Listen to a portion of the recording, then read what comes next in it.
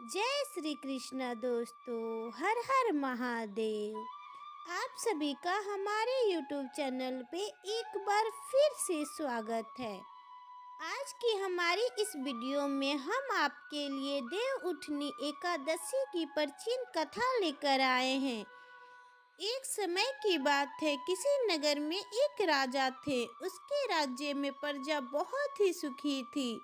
एकादशी के दिन उसके राज्य में कोई भी अन्न ग्रहण नहीं करता था और ना ही बेचता था। सभी लोग फलाहार करते थे। एक दिन भगवान श्री हरि ने राजा की परीक्षा लेनी चाहिए। तब भगवान श्री हरि ने एक सुंदर स्त्री का रूप धारण करके सड़क पर बैठ गए। जब राजा वहां से गुजरे तो उसने उस स्त्री को देखकर, उसकी सुंदरता को देखकर राजा चकित रह गए।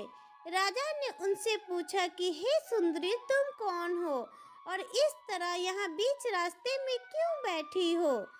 तब सुंदरी स्त्री बने भगवान बोले, मैं बेसहारा हूँ। इस दुनिया में मेरा कोई जानने वाला नहीं है। मैं किससे सहायता मांगू? राजा पहले ही उसके रूप पर मोहित हो चुके थे, तो उसने उस सुंदरी से कहा, तुम मेरे साथ मेरे महल चलो और मेरी रानी बनकर रहो।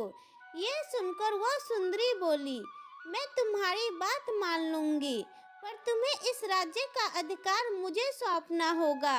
राज्य पर मेरा पूर्ण अधिकार होगा। मैं जो भी बनाऊंगी तुम्हें खाना होगा। राजा उसकी रूप पर मोहित थे, इसलिए उसने उस सुंदरी की सभी शर्तें स्वीकार कर ली। उस सुंदरी को अपने महल में ले गए और उससे विवाह करके उसे रानी बना लिए।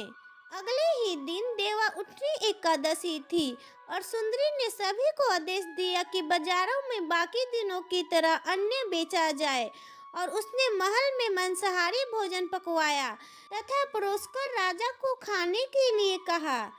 ये देखकर राजा बोले, रानी, आज देवा उठनी एकादशी है, मैं तो केवल फलाहार करूंगा।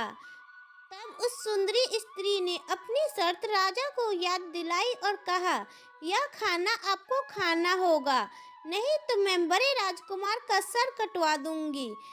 ये सुनकर राजा बहुत ही दुखी हुए और उसने अपनी स्थिति बड़ी रानी से कही। तब बड़ी रानी बोली, महाराज, धर्म ना छोड़े, बड़े राजकुमार की बलि दे दे। बेटा तो फिर मिल जाएगा, लेकिन धर्म नहीं मिलेगा। ऐसा कहकर बड़ी रानी रोने लगी। तभी बड़े राजकुमार वहां आ गए। माँ के आंखों में आंसू देखकर राजकुमार ने अपनी माँ से रोने का कारण पूछा। तब बड़ी रानी ने राजकुमार को सारी बातें बता दी। इस पर राजकुमार बोले, मैं सर कटवाने के लिए तैयार हूँ। मेरे पिताजी की धर्म की रक्षा जरूर होगी। राजा भी दुखी मन से राजकुमार का सर देने के लिए तैयार हो गए।